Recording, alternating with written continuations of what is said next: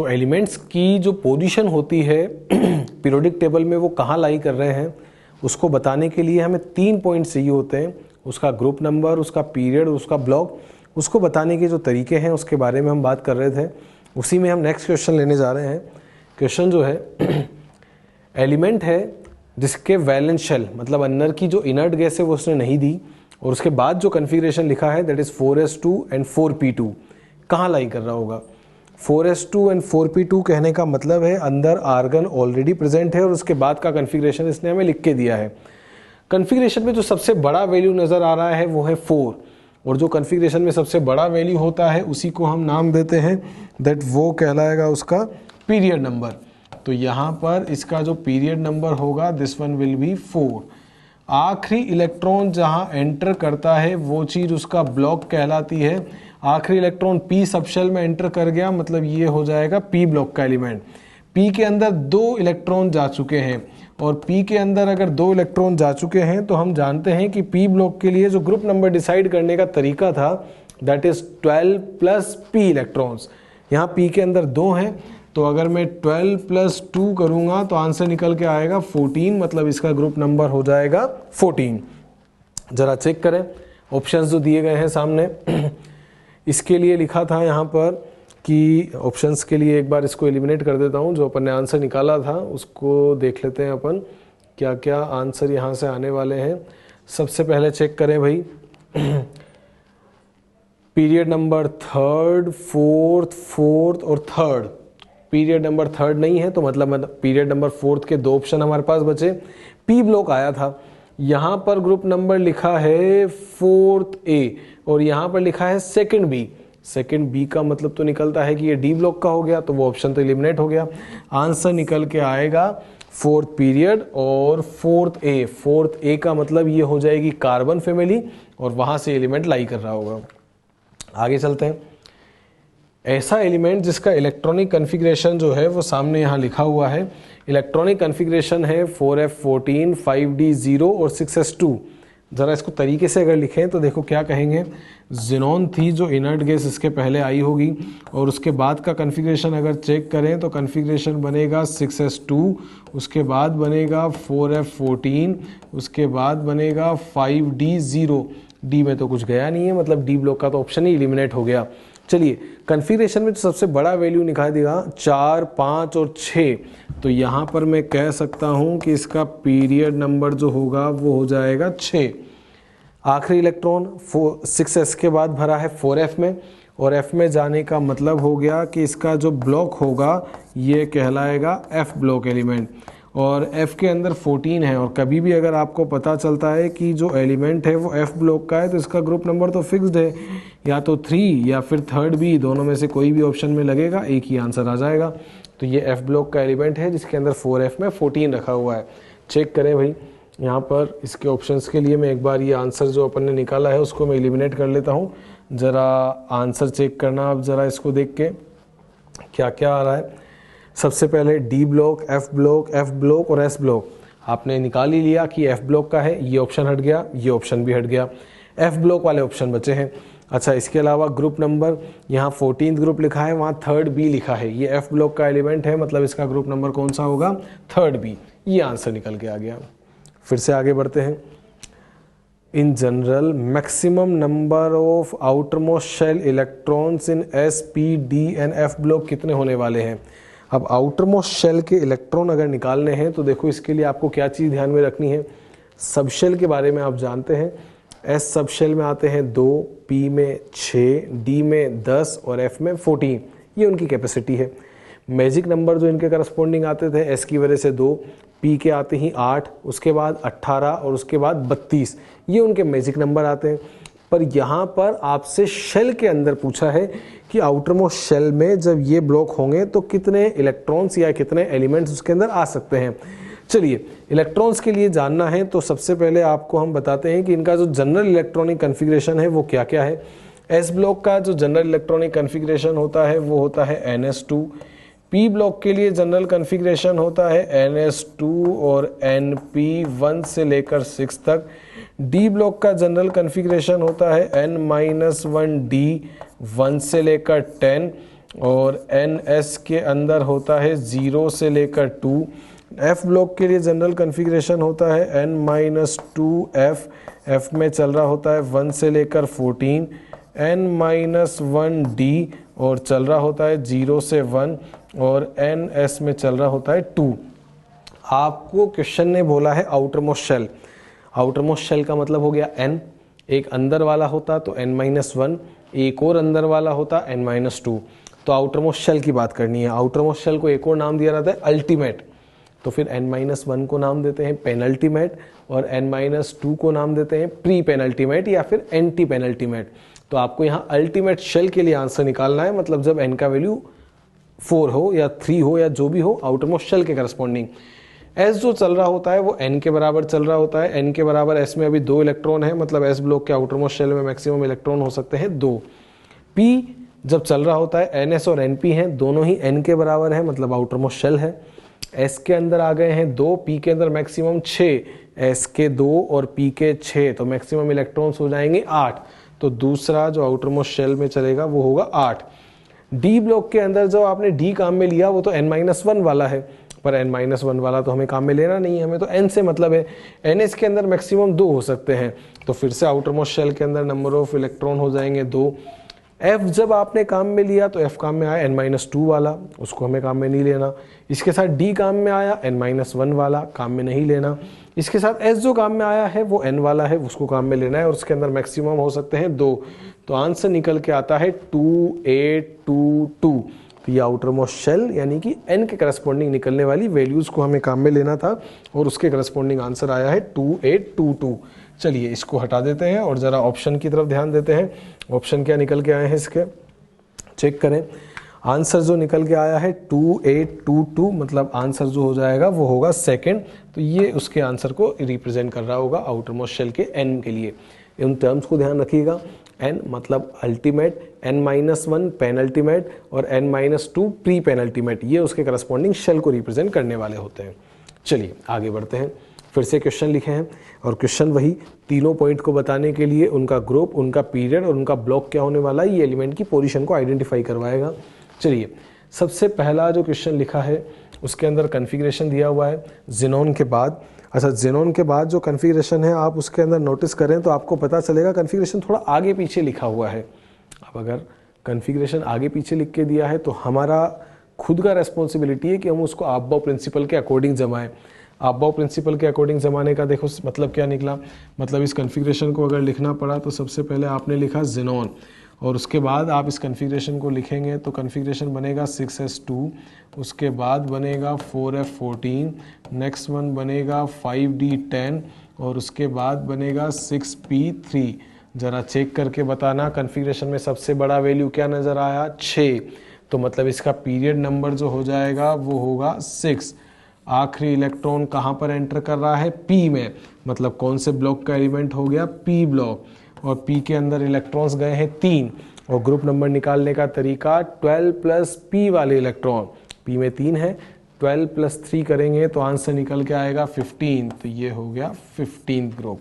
जरा चेक करना आंसर, ये 6th पीरियड का है, ये P ब्लॉक का है और इसका ग्रुप नंबर हो गया 15, तो सारे पॉइंट सामने इंडिकेट हो गए। चलिए अगले क्वेश्चन की तरफ चलते हैं, इसको इरेज कर देते हैं अपन। अगले क्वेश्चन में फिर से वही है तरीका, कन्फिग्रेशन लिख के दिया है। जब भी आपको कन्फिग्रेशन लिख के देगा तो आपको कोई फॉर्मूला वगैरह एक्स्ट्रा अप्लाई करने की ज़रूरत नहीं पड़ेगी, सिर्फ आप उस क्वेश्चन को देखें और सीधा सा जो है आंसर निकाल के दें। चलिए इसके लिए जो आपको सामने क्वेश्चन दिखाई दे रहा है उसके अंदर अगर आप नोटिस करोगे तो आपको दिखेगा कुछ ज़्यादा ही बड़ा हो गया। कन्फिग्रेशन 6s2 सबसे पहले, उसके बाद 4f14, उसके बाद 5d10 और उसके बाद 6p6, ये कन्फिग्रेशन बन गया। 6p6 तक तो पूरा पीरियड ही हो गया, उसके बाद 7s2 लिखा है, मतलब आप इसको क्लियरली इंडिकेट करेंगे तो आपको पता चलेगा कि ये इतना सारा कन्फिग्रेशन फालतू में लिखा है। काम की चीज़ तो बस यहाँ पर है कि ये 7s2 लिखा है, क्योंकि अंदर तो इन सबको मिलाकर आप एक नई इनर्ट गैस यहाँ पर रख सकते हैं। कौन सी इनर्ट गैस हो गई भाई, helium, neon, argon, krypton, xenon तो यहाँ दिया ही है, मतलब अगली इनर्ट गैस जो आएगी वो कौन सी होगी, रेडॉन, और रेडॉन के बाद जो कन्फिग्रेशन बन के आएगा this one will be 7s2, ये इसका कन्फिग्रेशन था। इस कन्फिग्रेशन को देख के आंसर करें। सबसे बड़ा वैल्यू क्या नज़र आया, 7, 7 आने का मतलब हो गया इसका पीरियड नंबर होगा 7। आखिरी इलेक्ट्रॉन कौन से सब शेल में एंटर कर रहा है, एस, मतलब ये कौन से ब्लॉक का एलिमेंट हो गया, एस ब्लॉक। और एस के अंदर अगर आप देखोगे तो 2 इलेक्ट्रॉन है, मतलब इसका ग्रुप नंबर हो जाएगा 2। तो यहाँ पर जो इसका आंसर आता है जरा चेक करना ऑप्शन के अंदर, पीरियड नंबर 7 है, ब्लॉक है एस और ग्रुप नंबर है 2। चलिए आगे बढ़ते हैं। कॉन्फ़िगरेशन लिखा है xenon 4f14 5d2 6s2। Aufbau principle के अकॉर्डिंग जमाना होगा। हाफ-बाउ प्रिंसिपल के अकॉर्डिंग जमाए तो देखो कॉन्फ़िगरेशन बनाने का तरीका, जेनॉन सबसे पहले इसके अंदर भरा जाएगा 6s2, उसके बाद आने वाला है 4f14, उसके बाद आने वाला है 5d2। ये कॉन्फ़िगरेशन बन गया। ज़रा चेक करना भाई, सबसे बड़ा वैल्यू 4, 5 और 6 में से सबसे बड़ा वैल्यू क्या नज़र आया, 6, तो पीरियड नंबर विल बी 6।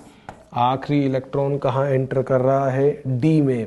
जहाँ पर भी आपका आखिरी इलेक्ट्रॉन एंटर करता है वो उसका ब्लॉक कहलाता है।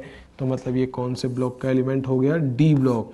डी के अंदर 2 रखे हैं और डी ब्लॉक का ग्रुप निकालने का तरीका, एस वाले प्लस डी वाले, एस में 2 और डी में 2, तो 2 + 2 करेंगे तो आंसर कितना निकल के आ गया, 4। तो group number will be 4। Check करें भाई, पीरियड नंबर 6 है, डी ब्लॉक है और ग्रुप नंबर 2 + 2 4 के निकट कर रहा होगा ये। चलो आगे बढ़ते हैं। अच्छा, आगे तो आपको एक जनरल कॉन्फ़िगरेशन टाइप की चीज़ लिख के दी है। जनरल कॉन्फ़िगरेशन कैसे, NS2 N-1 D1 और N-2 F7। तो इसी को देख कर करना है। एस में 2 आ गया, डी में 1 आ गया, पर आपको चेक करना है सिर्फ इस चीज़ से कि एफ के अंदर 7 इलेक्ट्रॉन है। कभी भी आपको पता चल जाए कि जो एफ है उसके अंदर 1 से 14 के बीच में कुछ भी चल रहा हो, मतलब वो कौन से ब्लॉक का एलिमेंट होगा, एफ ब्लॉक। और एफ ब्लॉक के लिए आप जानते हैं कि ग्रुप नंबर हमेशा कौन सा होता है, 3, या फिर दूसरा नाम 3rd बी। तो यहाँ पर हम इंडिकेट कर सकते हैं कि ये एक एफ ब्लॉक का एलिमेंट है जिसका ग्रुप नंबर आएगा 3, या फिर दूसरा नाम होगा 3rd बी। अच्छा, यहाँ पर 2 ऑप्शन पॉसिबल है। अगर ये 4f हुआ तो ये बनेगी लेंथेनाइट सीरीज जिसका एटॉमिक नंबर लाई करेगा 58 से लेकर 71, और अगर यहाँ पर 5f हुआ तो ये होगी एक्टेनाइट सीरीज जिसका एटॉमिक नंबर लाई करेगा 90 से लेकर 103 तक। कुछ भी पॉसिबल है, दोनों के लिए ये ऑप्शन हो सकता है। ये एफ ब्लॉक है, ग्रुप नंबर 3rd है, और जो भी कहेगा उसके अकॉर्डिंग आंसर आ जाएगा। चलो आगे चलते हैं फिर से। अच्छा, आगे आप देख पा रहे होंगे कॉन्फ़िगरेशन थोड़ा अजीब है। अजीब क्यों है, क्योंकि आपको दिख रहा है 5s में 0 और 4d में 10। हाफ-बाउ तो कहता है कि जब आप क्रिप्टन लिखोगे तो क्रिप्टन के बाद आपको लिखना पड़ेगा 5s। 5s में तो इलेक्ट्रॉन भरोगे, पर यहाँ पर 5s में तो 0 आ गया और उसके साथ 4d जो लिखा है उसके अंदर 10 इलेक्ट्रॉन है। अब ये अजीब चीज़ क्या हो गई, ज़रा चेक करें। बेसिकली ये एक ऐसा एलिमेंट है जिसका कॉन्फ़िगरेशन में एक्सेप्शन पाया जाता है। कौन होगा, ज़रा चेक करना। क्रिप्टन का एटॉमिक नंबर 36 और 10 कितना हो गया, 46। इसमें तो 0 है। 46 पर जो एक एलिमेंट आता है, 46 वाले एलिमेंट का नाम होता है पैलेडियम। तो ये पैलेडियम है जिसके अंदर S खाली हो जाता है और उसी की वजह से ऐसा चेंज आया। तो यहाँ पर S के अंदर 0 है और ये पैलेडियम है। अब इस एक्सेप्शन की वजह से पोजीशन पे तो फ़र्क नहीं पड़ रहा, पर हाँ ये हाफ-बाउ प्रिंसिपल को फॉलो उस तरीके से नहीं करता जैसे बाकी कर रहे होते हैं। S खाली था और D में 10 थे। ज़रा आंसर देते हैं। सबसे पहले सबसे बड़ा वैल्यू 4 और 5 में कौन सा वैल्यू सबसे बड़ा नज़र आया, 5। तो मतलब इसका पीरियड नंबर कौन सा हो जाएगा, 5। नेक्स्ट वन बात करें, आखिरी इलेक्ट्रॉन डी में जा रहा था तो कौन से ब्लॉक का एलिमेंट हो गया, डी ब्लॉक। ग्रुप नंबर की बात करें तो एस के अंदर 0 है और डी के अंदर 10 हैं, तो टोटल जो निकल के आया वो 10 हो गया, मतलब ग्रुप नंबर कितना हो गया, 10। तो ये पैलेडियम है। निकल, पैलेडियम और प्लेटिनम एक ऐसा ग्रुप होता है जिसमें तीनों एलिमेंट के कन्फिग्रेशन अलग अलग होते हैं। निकल D8, पैलेडियम D10 और प्लेटिनम D9। तो उनके करस्पॉन्डिंग पहले के अंदर S2, दूसरे के अंदर S0 और तीसरे के अंदर S1 पाया जाता है। चलिए आंसर देखना ज़रा। ये पैलेडियम था, इसी वजह से ऐसा कुछ हुआ है इसके साथ। पीरियड नंबर 5 है, ये डी ब्लॉक का एलिमेंट है और इसका ग्रुप नंबर 10 आने वाला है। हाफ-बाउ प्रिंसिपल के अकॉर्डिंग बनाए या ना बनाए कोई दिक्कत नहीं है, आपका आंसर हमेशा वही आएगा, उसमें कोई दिक्कत नहीं होने वाली है। चलो अगला कन्फिग्रेशन चेक करो। रेडॉन के बाद लिखा है 7s2 और उसके बाद लिखा है 6d2। अब ऐसा भी क्या हुआ, कि भाई 7s के बाद तो हमें 5f भरना था, पर यहाँ f ना आकर d आ गया। कभी भी अगर ऐसी दिक्कत हो तो सबसे पहले आप एटॉमिक नंबर को जोड़ें और आंसर निकालें। रेडॉन जो होती है वो एक इनर्ट गैस है जिसका एटॉमिक नंबर होता है 86। 86 के बाद काउंट करना, d में दो 88 और s में दो 90, मतलब ये एलिमेंट है जिसका एटॉमिक नंबर होता है 90, और 90 पर जो एलिमेंट आता है वो होता है थोरियम, मतलब ये थोरियम वाला एलिमेंट है जिसके करस्पॉन्डिंग आपको आंसर करना है। अच्छा, अगर एटॉमिक नंबर 90 आ गया तो बाकी चीज़ें तो अपने आप ही एलिमिनेट हो गई। क्यों हो गई? क्योंकि हम जानते हैं एटॉमिक नंबर 90 से लेकर 103 तक एक सीरीज़ काम में आती है। 90 से लेकर 103 तक आने वाली सीरीज़ को हम एक नाम देते हैं जिसका नाम होता है एक्टेनाइट सीरीज़। तो ये तो एक्टेनाइट सीरीज़ का पहला एलिमेंट है। हाँ, अबाव प्रिंसिपल के अंदर थोड़ा चेंज होने की वजह से कन्फिग्रेशन में एक्सेप्शन तो आते हैं, इसी वजह से ऐसा दिखाई दिया। तो ज़रा आंसर करते हैं। अगर ये एक्टेनाइट सीरीज़ है तो सबसे पहला आंसर पीरियड नंबर होगा 7। कौन से ब्लॉक के लिए होता है? एफ ब्लॉक, और एफ ब्लॉक का ग्रुप नंबर ऑलवेज होता है ग्रुप नंबर 3। तो ये आंसर आ गया। चेक करें भाई, पीरियड नंबर 7 है, 90 पर एक्टेनाइट सीरीज़ का एलिमेंट थोरियम है, एफ ब्लॉक का है, ग्रुप नंबर कौन सा हो गया? 3 हो गया। यहाँ से मैं इनको एलिमिनेट कर देता हूँ ताकि आप आराम से इन्हें नोट कर पाएँ और इनका आंसर दे पाएँ। ये सारा जो है इनकी पोजीशन को बताने के तरीके में काउंट हुआ है। चलिए नेक्स्ट वन, अगला कन्फिग्रेशन लिखा है नियोन, उसके बाद लिखा है 3s2, 3p5, 4s1। फिर से कुछ चेंज आया, 3p5 आया, p में तो 6 आ सकते थे पर 4s1 भर दिया, मतलब एक इलेक्ट्रॉन को आगे की तरफ फेंक रखा है। आगे की तरफ फेंक रखा है तो एलिमेंट तो आगे गया नहीं है, उसकी पोजीशन तो वही है। आपने कन्फिग्रेशन के अंदर एक्साइटेशन ऑफ इलेक्ट्रॉन किया है तो उससे हमें कोई मतलब ही नहीं होता। हमें मतलब होता है एलिमेंट की पोजीशन से, और पोजीशन हमेशा आती है ग्राउंड स्टेट में। अब ग्राउंड स्टेट के लिए क्या करो, ये 4s1 वाला जो इलेक्ट्रॉन आपने आगे की तरफ फेंका था उसको आप वापस से अंदर डाल दो। वापस से अंदर डालते ही ये बन गया है नियोन, और नियोन मतलब एटॉमिक नंबर कितना था? 10, और 10 के बाद का कन्फिग्रेशन बनेगा 3s2, और साथ में कन्फिग्रेशन बनेगा 3p6। s में 2 हैं और p में 6 हैं, और ये कन्फिग्रेशन इसका हो गया। अब ज़रा इसको देख के आंसर करें। सबसे बड़ा वैल्यू क्या नज़र आया? 3, मतलब क्या कह सकते हैं कि इसका पीरियड नंबर हो जाएगा 3rd। आखिरी इलेक्ट्रॉन जा रहा है कौन से सबशेल के अंदर?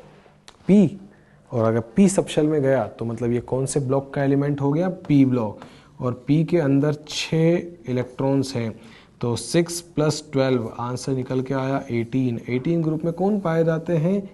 इनर्ट गैसेस, मतलब ये एक तरह की इनर्ट गैस है। जरा जोड़ के देखो, डायरेक्ट भी आंसर आएगा। डायरेक्ट कैसे आएगा? ये 10 था +2 12 हो गया, और 6 जोड़ते 18 हो गया।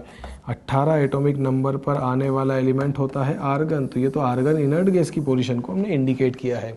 तो यहाँ पर सामने जो भी एग्जाम्पल अभी आपको दिखाई दे रहे हैं, बेसिकली ये इलेक्ट्रॉनिक कन्फिग्रेशन लिखने वाला जो रूल बताया था, कौन सा प्रिंसिपल? ऑफ-बाउ प्रिंसिपल। ये सब उस ऑफ-बाउ प्रिंसिपल के एक्सेप्शंस हैं, और उसी वजह से ऐसी दिक्कत आ रही है जहाँ पर पैलेडियम आता है, थोरियम आता है, या फिर कन्फिग्रेशन में इलेक्ट्रॉन को आगे फेंक रखा है, तो तब ये चेंज आए जिसकी वजह से ऐसा हुआ है। चलिए आगे बढ़ते हैं अपन। पहले जो हमने क्लासिफिकेशन पढ़ा था वो ब्लॉक के अकॉर्डिंग क्लासिफिकेशन था।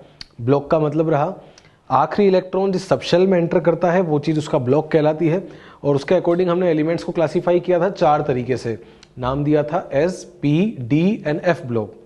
अब जो हम बात कर रहे हैं वो एक साइंटिस्ट हैं जिनको नाम दिया जाता है बोहर, और बोहर के अकॉर्डिंग भी एलिमेंट्स को क्लासीफाई किया जाता है 4 तरीके से। अच्छा, ये बोहर वही हैं जिनके बारे में आपने एटॉमिक स्ट्रक्चर में भी देखा है। एटॉमिक स्ट्रक्चर में इन्होंने जो है अलग अलग फॉर्मूले डिराइव किए हैं, जिसमें हम रेडियस, एनर्जी एंड वेलोसिटी उनके रिलेशन में बात कर रहे होते हैं। यहाँ पर जो है इन्होंने एलिमेंट्स को क्लासीफाई किया है, और फिर से वही 4 नाम। सबसे पहला नाम इनर्ट, अगला आता है नॉर्मल या रिप्रेजेंटेटिव, अगला होता है ट्रांजिशन, और अगला नाम होता है इनर ट्रांजिशन। तो ये 4 टाइप हैं जो बोहर के अकॉर्डिंग क्लासीफाई हुए हैं। एलिमेंट जो है उसका कन्फिग्रेशन जब बनेगा तो उसके अंदर जो शेल है वो भरा है या खाली, उस चीज को ध्यान में रखते हुए बोहर ने किसी भी एलिमेंट को 4 कैटेगरी में क्लासीफाई किया है। सबसे पहला नाम आता है इनर्ट। इनर्ट वो एलिमेंट होते हैं जिनका आउटरमोस्ट शेल जो होता है वो कंप्लीट होता है। आउटरमोस्ट शेल का मतलब होता है n से, और nth शेल अगर इनका कंप्लीट है तो उसको हम नाम देते हैं, nth शेल अगर कंप्लीट है तो उसको हम नाम देते हैं इनर्ट गैस। नेक्स्ट वन, अगला जो नाम आता है नॉर्मल या रिप्रेजेंटेटिव, जिनका nth मतलब आउटरमोस्ट शेल जो होता है वो कंप्लीट नहीं हो पाता, उसको नाम दिया जाता है नॉर्मल या फिर रिप्रेजेंटेटिव। अगला नाम जो आया है ट्रांजिशन, बाहर के दो शेल, एक तो n और एक n-1 जिनका इनकम्प्लीट हो, उसको नाम दिया जाता है ट्रांजिशन। नेक्स्ट वन, अगला जो नाम दिया गया है दैट इज इनर ट्रांजिशन, तीन शेल n, n-1 और n-2 अगर इनकम्प्लीट हो तो उसको नाम दिया जाता है इनर ट्रांजिशन एलिमेंट। तो चार टाइप के एलिमेंट कौन कौन से, n भरा, n खाली, n और n-1 खाली, n, n-1, n-2 खाली, आउटरमोस्ट शेल भरा हुआ, एक शेल खाली, दो शेल खाली और तीन शेल खाली। इसके अकॉर्डिंग चार टाइप बन के आए थे जिसको नाम दिया था इनर्ट, नॉर्मल या रिप्रेजेंटेटिव, ट्रांजिशन और इनर ट्रांजिशन एलिमेंट। अब देखिए सबसे पहले वाले में इनर्ट गैस आती हैं जिसमें 6 एलिमेंट हैं। कौन कौन से ये 6 एलिमेंट होंगे, देखिए सबसे पहली इनर्ट गैस लिखी हमने helium, next one is neon, उसके बाद आया argon, next one krypton, xenon और रेडॉन। ये सारी की सारी इनर्ट गैसेज हैं। इनर्ट गैसेज वो होती हैं जो कि पी ब्लॉक के सबसे आखिरी में रखी जाएंगी। पी ब्लॉक जनरल कन्फिग्रेशन बनता है NS2 NP126। जब इनर्ट गैस आती है तो पी पूरा भर जाता है, मतलब इनका जो कन्फिग्रेशन बन के आएगा इनर्ट गैस के लिए, this one will be NS2 and NP6। S में 2 इलेक्ट्रॉन और पी में 6 इलेक्ट्रॉन, टोटल आउटरमोस्ट शेल में नंबर ऑफ इलेक्ट्रॉन हो गए 8। और जब आउटरमोस्ट शेल में 8 इलेक्ट्रॉन हो जाते हैं तो उसको एक नाम दिया जाता है ऑक्टेट, मतलब इनका ऑक्टेट जो है वो कंप्लीट है।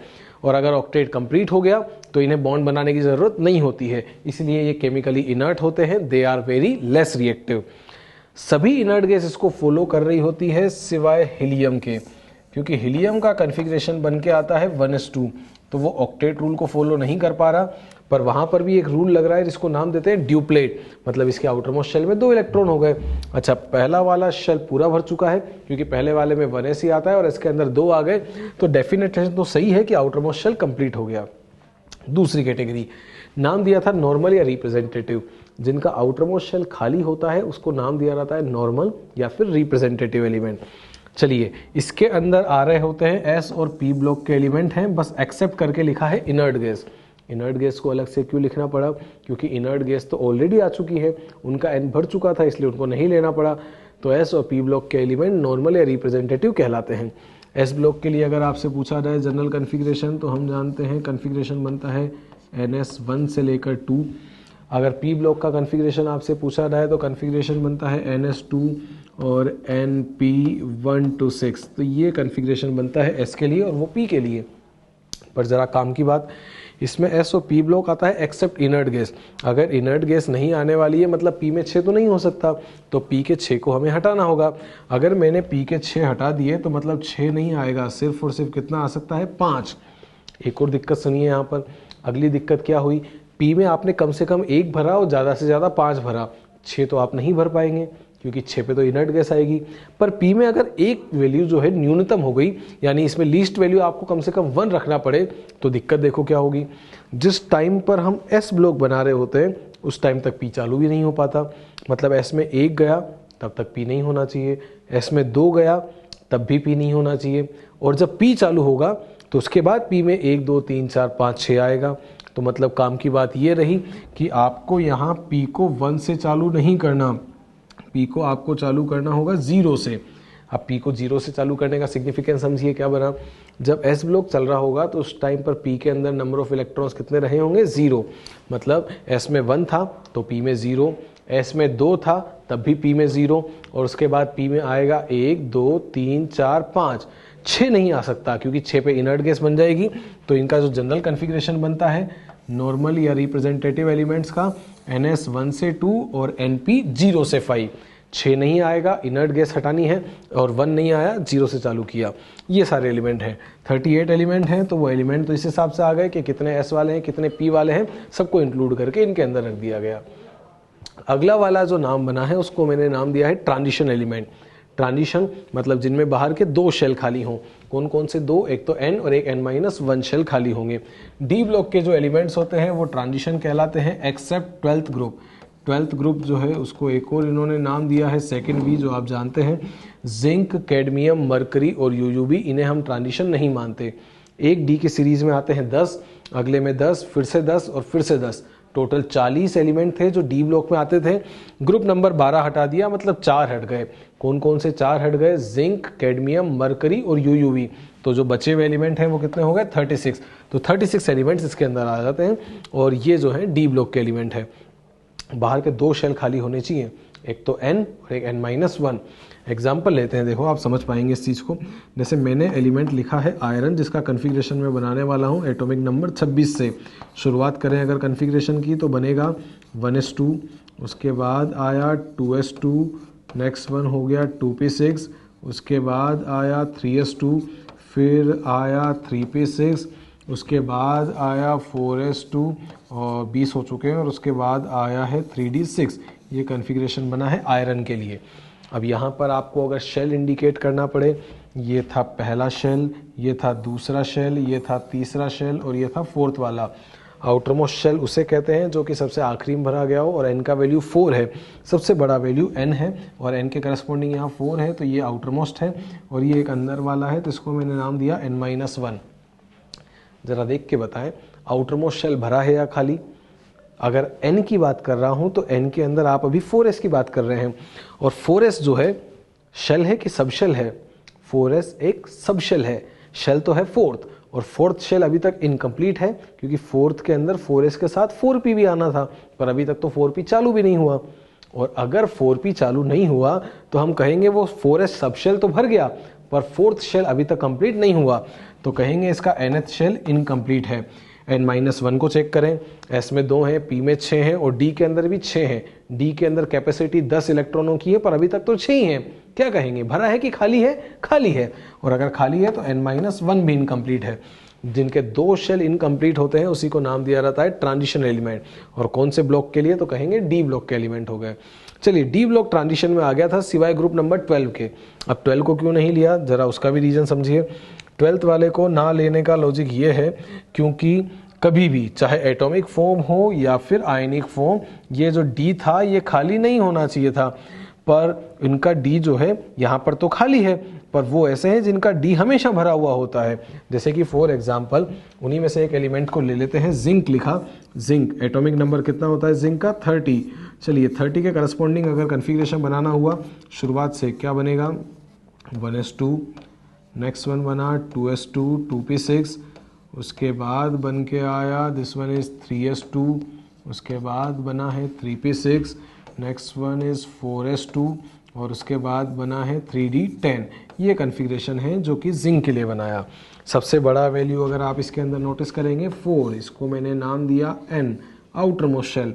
तो फिर ये वाला शेल कहलाएगा n-1, तो फिर ये वाला n-2 और ये वाला n-3।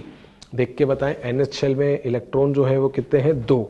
4s तो भर चुका है पर 4p अभी तक खाली है। क्या कहे, आउटर मोस्ट शेल भरा कि सब शेल? सब शेल भरा, जबकि शेल के जो है अभी तक कैपेसिटी बची हुई है, तो मतलब ये वाला तो इनकम्प्लीट है। n-1, 3s में 2 है, 3p में 6 है और 3d में 10 है, वो अपनी कैपेसिटी पर पूरा भरा हुआ है, तो n-1 शेल कंप्लीट है। बाहर वाला तो कंप्लीट नहीं है पर अंदर वाला तो कंप्लीट है, पर इसके अंदर 2 इनकम्प्लीट होने चाहिए, इसलिए हम इसको इंक्लूड नहीं कर पाए। पर हाँ, अगर इस डेफिनेशन के अकॉर्डिंग जाओगे, एक खाली है तो ये नॉर्मल या रिप्रेजेंटेटिव में आ सकता है, पर चूंकि वहां पर हम एस और पी ब्लॉक वालों को ले रहे होते हैं और ये डी ब्लॉक का है, इसीलिए हम इसको एक नया नाम देते हैं। इसको जो नाम दिया जाता है वो नाम होता है नॉन टिपिकल ट्रांजिशन एलिमेंट। नाम बोला गया non typical transition element. Typical का मतलब जो रिप्रेजेंट करे, तो नॉन टिपिकल मतलब जो प्रॉपर्टीज को रिप्रेजेंट ना करे। तो ऐसे एलिमेंट जो डी ब्लॉक के होते हुए भी ट्रांजिशन की प्रॉपर्टीज को रिप्रेजेंट नहीं करते, उसको नाम दिया जाता है नॉन टिपिकल ट्रांजिशन। और ये 4 एलिमेंट हैं, जिंक, कैडमियम, मरकरी, यूयूवी। एक आखिरी कैटेगरी नाम दिया है इनर ट्रांजिशन। वैसे एलिमेंट जिनके अंदर बाहर के 3 शेल खाली हों। कौन कौन से 3? n-1 और n-2, और पूरा का पूरा f ब्लॉक इसके अंदर आएगा।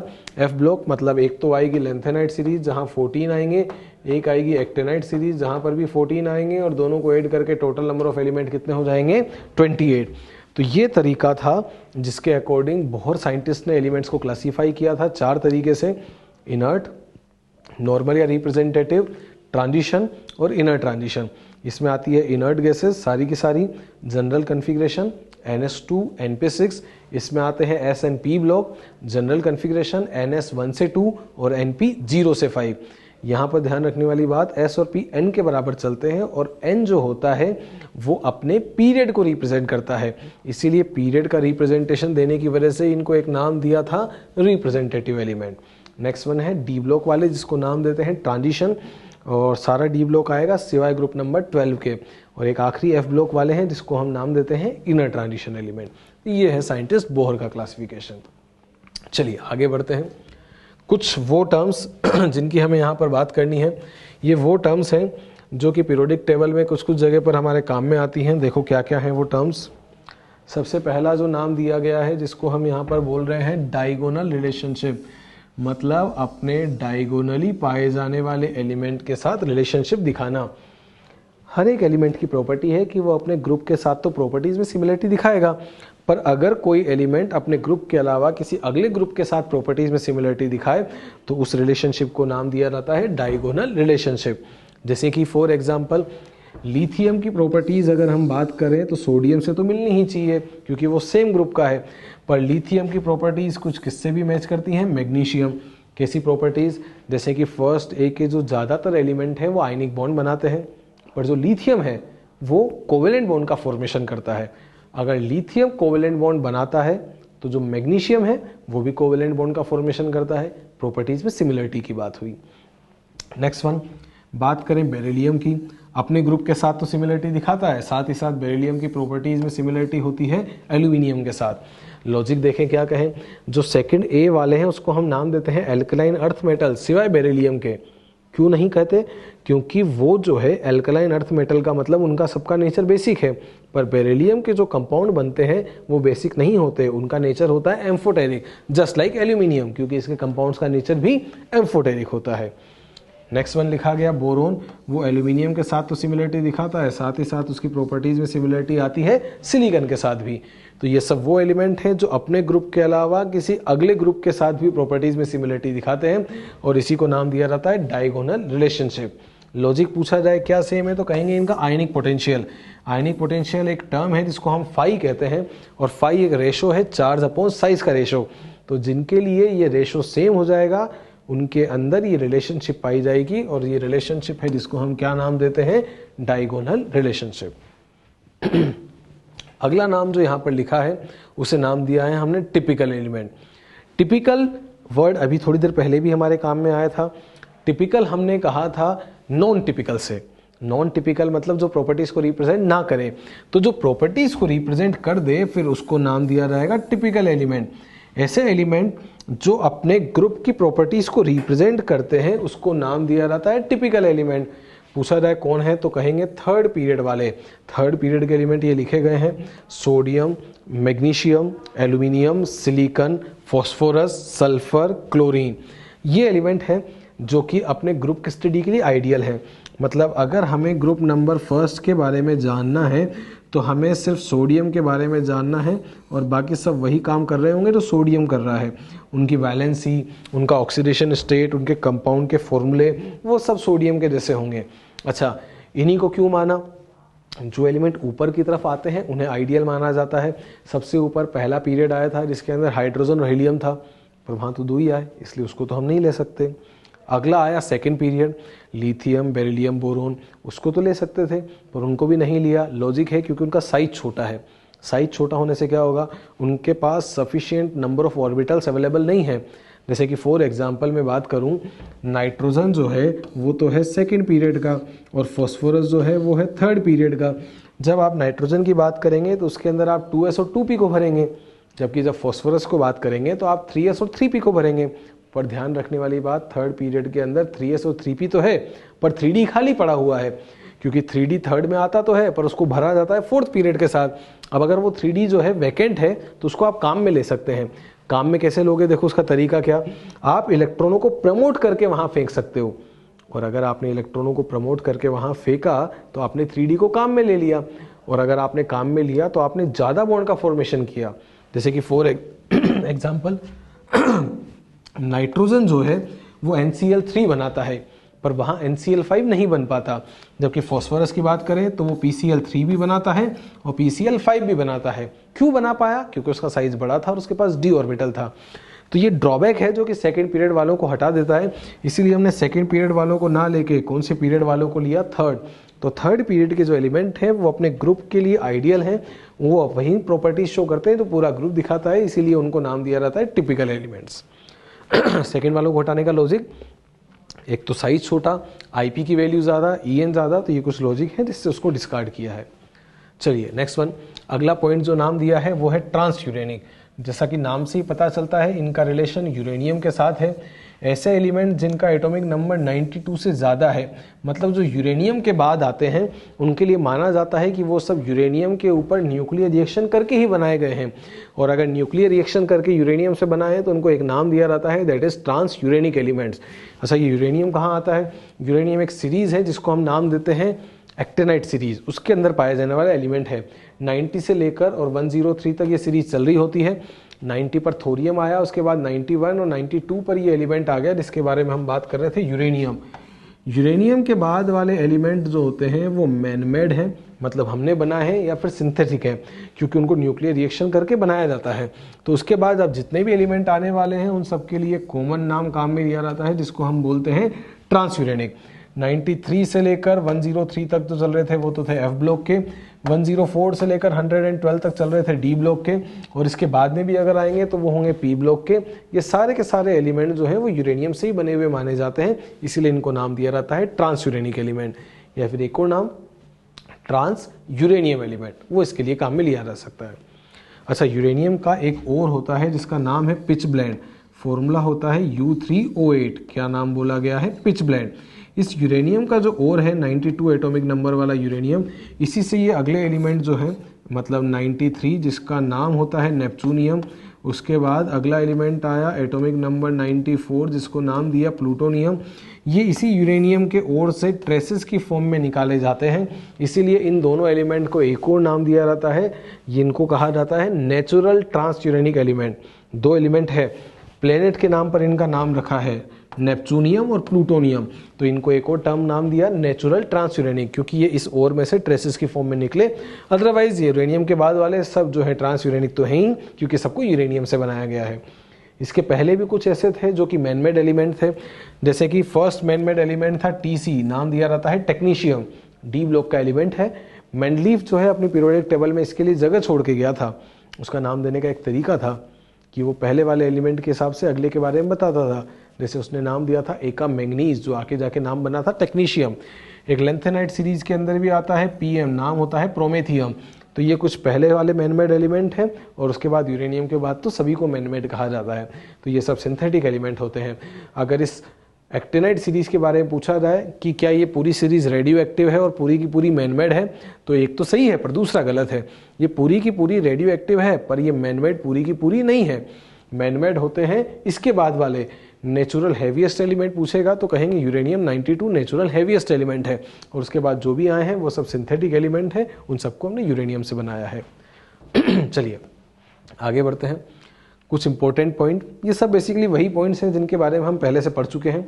क्या हैं ये पॉइंट्स? देखो, मोस्ट इलेक्ट्रोपॉजिटिव एलिमेंट, मतलब जिनमें इलेक्ट्रॉन निकालने की टेंडेंसी सबसे ज़्यादा होती है, वो होता है ग्रुप नंबर फर्स्ट A, मतलब एल्कली मेटल्स।